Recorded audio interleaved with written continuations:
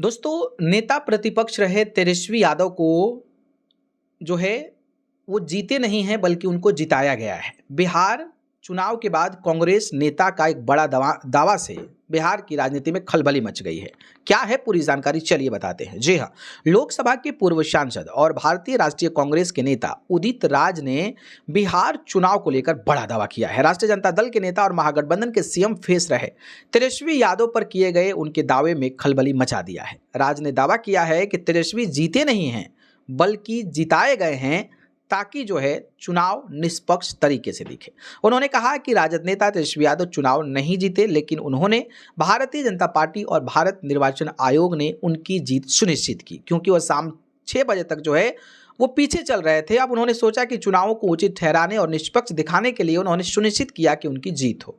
राज ने कहा कि एसआईआर और ईवीएम के इस्तेमाल अपनी जीत सुनिश्चित करने के लिए किया जा रहा है और वे भारत के संविधान को नष्ट कर देंगे। चुनाव पहले से ही तय थे और उन्हें ठीक से पता था कि आखिरकार क्या होने वाला है। और क्या क्या बोले उदित राज। दरअसल राज से समाजवादी पार्टी के राष्ट्रीय अध्यक्ष अखिलेश यादव द्वारा बिहार चुनाव में आयोग और बीजेपी की भूमिका पर दिए गए बयान के संबंध में सवाल पूछा गया तो अखिलेश ने कहा था कि बिहार में वोट की लूट नहीं, डकैती की गई है, इलेक्शन ठीक से नहीं हुआ है।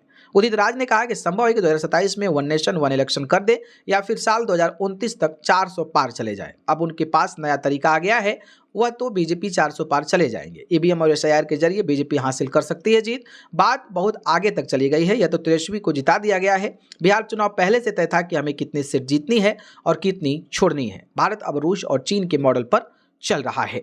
तो जिस तरीके से उदित राज ने यह बयान दिया है, इस बयान से क्या आपको भी लगता है कि ऐसी चीजें हुई होगी? हमें प्रतिक्रिया कमेंट करके जरूर बताइएगा।